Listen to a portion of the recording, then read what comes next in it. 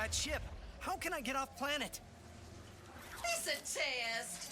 Only royal starships are allowed to leave. Anything else?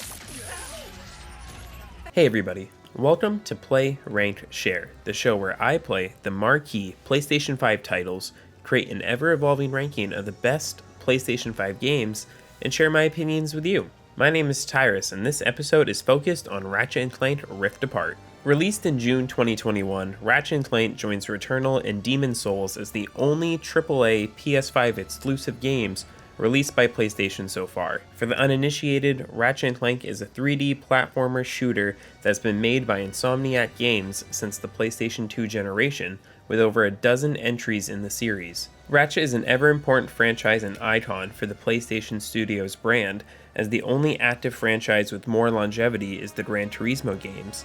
Rift Apart marks Ratchet's triumphant return to the limelight, and it's arguably the biggest game that PlayStation is releasing in 2021. I bought the game at launch, tore through the campaign, and got the Platinum Trophy in about 14 hours. I'm happy to report that Rift Apart is a strong new entry into the storied franchise and might represent the best one yet. Insomniac smartly did not make any significant changes to the Ratchet & Clank formula with Rift Apart. The game has you navigating through various localities, fighting a large variety of different enemies. You also have a clever arsenal of different guns that each have their own level up system. These weapons range from standard ones, like a shotgun or a sniper rifle, and evolve into the full-on absurd, such as a sprinkler that temporarily turns enemies into lawn statues, or a gun that makes your enemies 8-bit versions of themselves. The level up system of each weapon was extremely satisfying to me, as I sought to reach max level with every gun before beating the campaign.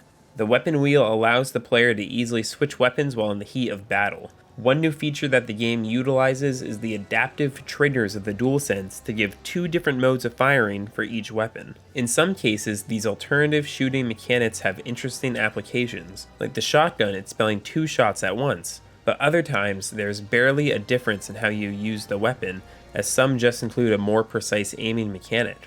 The shooting is a fun arcade experience like previous entries in the franchise, but this one does feel easier than normal.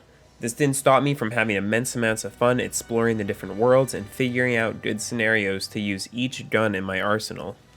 The key new feature in Rift Apart is the rift jumping mechanic, where playable characters Ratchet and Rivet can seamlessly jump between worlds and gameplay segments, including things like traveling from a barren wasteland to a tropical jungle. While a prominent marketing feature in pre-release trailers, the most impressive applications of this was shown before release.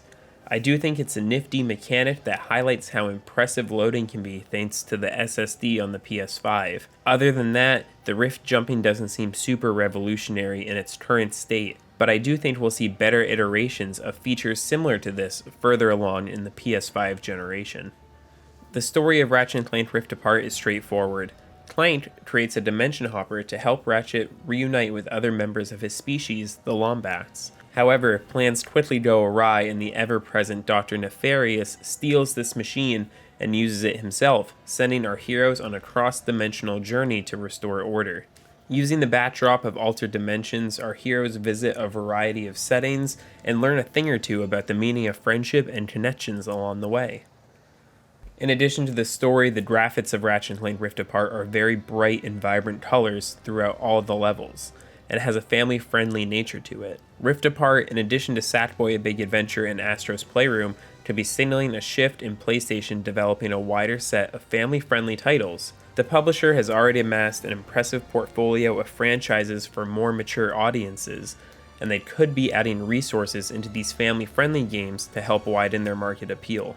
This is also a great game for trophy hunters, and if you are observant throughout your campaign, you should pop that Platinum Trophy within minutes of starting New Game Plus. I have to admit, I was a little disappointed with the trophy list and thought it was pretty easy to complete. I remember having a much more difficult time getting the Platinum Trophy in Ratchet & Clank Remake released in 2016, but this is an extremely minor gripe and doesn't change my review or opinion of Rift Apart. That being said, Rift Apart does feel a bit short overall for a AAA release. I took my time in this game, combing through every level to get all the collectibles needed for the Platinum Trophy. With that taken into account, it only took me 14 hours to beat the game and get that Platinum. There are 2 recurring mini-games that add to the game length as well. The first is an arcade-based shooter where you play as Glitch, a tiny robot that goes into computers to rid them of viruses. The second is a puzzle-based game where you play as Clank on an astral plane.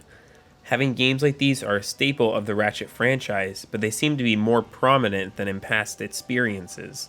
I didn't think either of them were particularly bad, but I think the core gameplay of Ratchet is significantly better, and these pulled me away from that experience. These two minigames further minimize the amount of actual time you spend in the core experience of the game playing as Ratchet and Rivet. This won't be a game that you dedicate a significant chunk of your time into, but it doesn't stop it from being a great experience that you play over a weekend or throughout a few days. To me, Ratchet & Clank is the ultimate comfort food of a game. The gameplay is never overly complex, there's a compelling story present, and there's always a new gun or upgrade waiting right around the corner. I have strong ties to this franchise, as I have been playing it since I was a kid when my parents got me the first game with my PlayStation 2.